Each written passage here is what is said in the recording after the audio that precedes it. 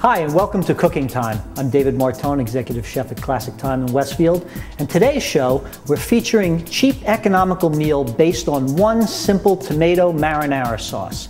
We have 4 dishes to make, all very economical. We're going to make a macaroni, a pizza, a stuffed zucchini, and something called eggs in purgatory, all based on one marinara sauce. Join us, you're going to have a whole lot of fun and learn some real cheap, good eating.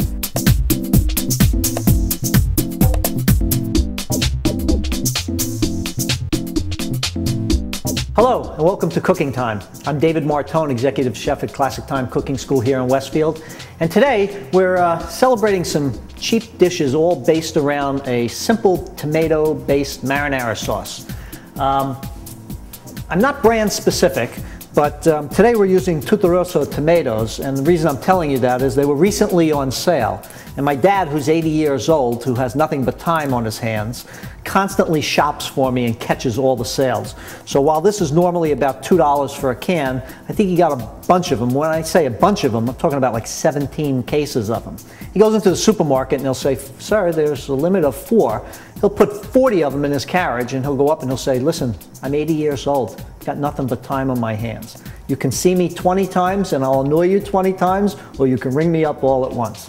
Either way, he always shows up with tons and tons of tomatoes when they're on sale, also paper towels, toilet paper.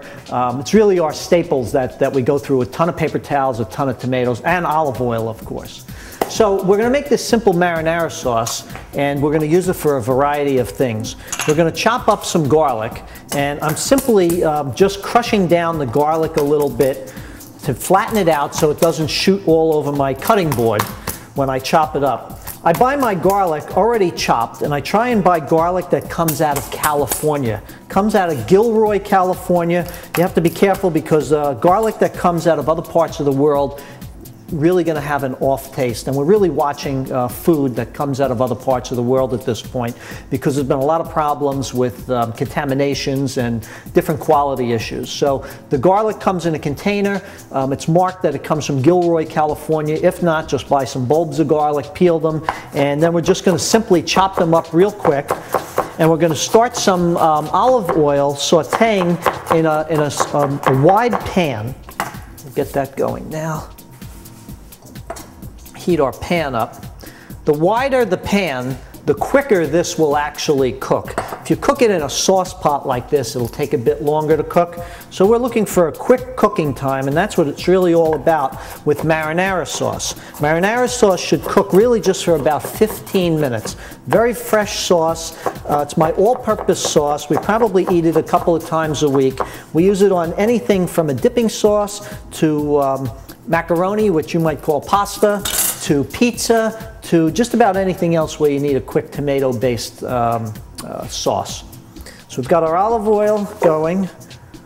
Use the back of your knife when you're scraping, because that will help to preserve the edge of the knife. When you scrape across the board with the knife edge, what's going to happen is you're going to prematurely dullin the blade, and you're going to need to have it sharpened more frequently, and more importantly, you're going to have issues with perhaps slipping off what you're trying to cut and cutting into something you don't want to cut. Never ever burn the garlic.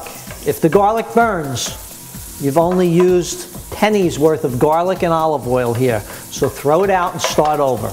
The garlic has to be golden brown or soft and tender, kind of translucent. But if it darkens too much, it will make the entire dish bitter. So don't worry about doing it too fast. Let that garlic cook a little bit slower. For one of the dishes that we're going to do with this marinara sauce, we're going to need a piece of toasted bread. So I'm slicing up a little piece of bread on the bias. I have some olive oil and a little brush.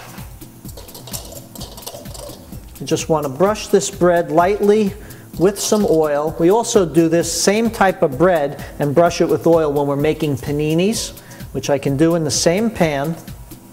I'm going to brush both sides.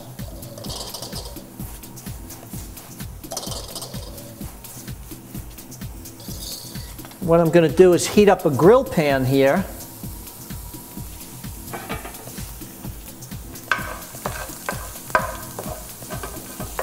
I'm making a double batch today. Normally I use just 1 can of tomatoes. This is a 35-ounce can. I sometimes use a 28-ounce can.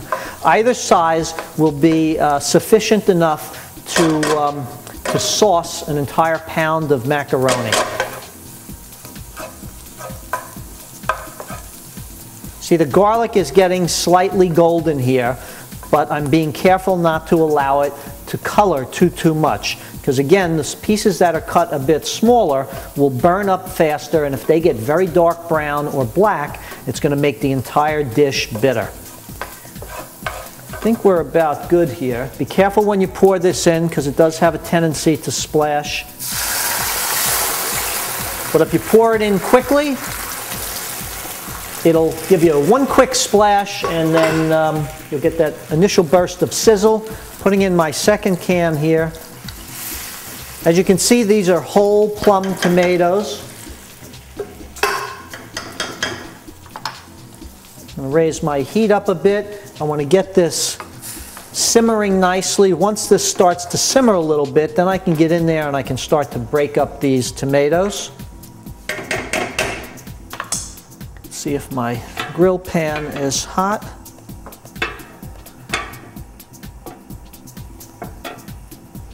Get our bread toasted nicely.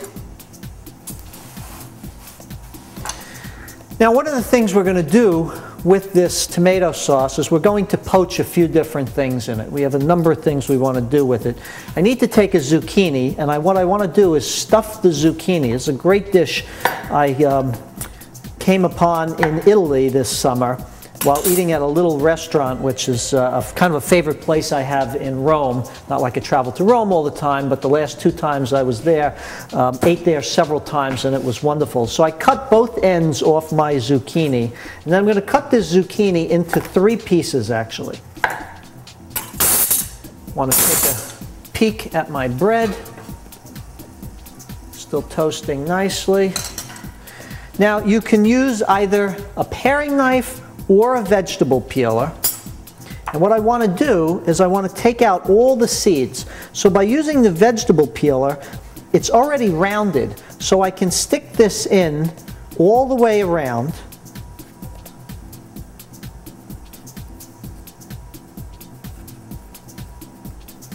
And then do it on the opposite side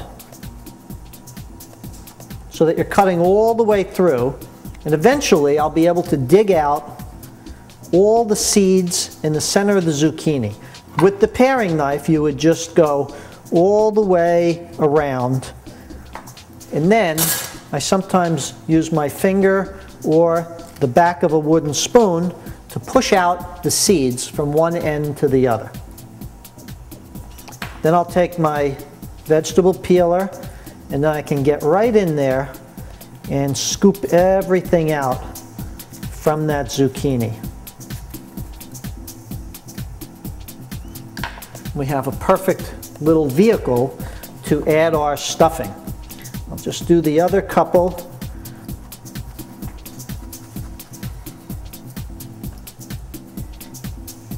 Our sauce is just starting to come to a simmer, which means those tomatoes will soften up and it'll make the job. See this, how it just pushes right out? And again, I have this nice little hollow zucchini.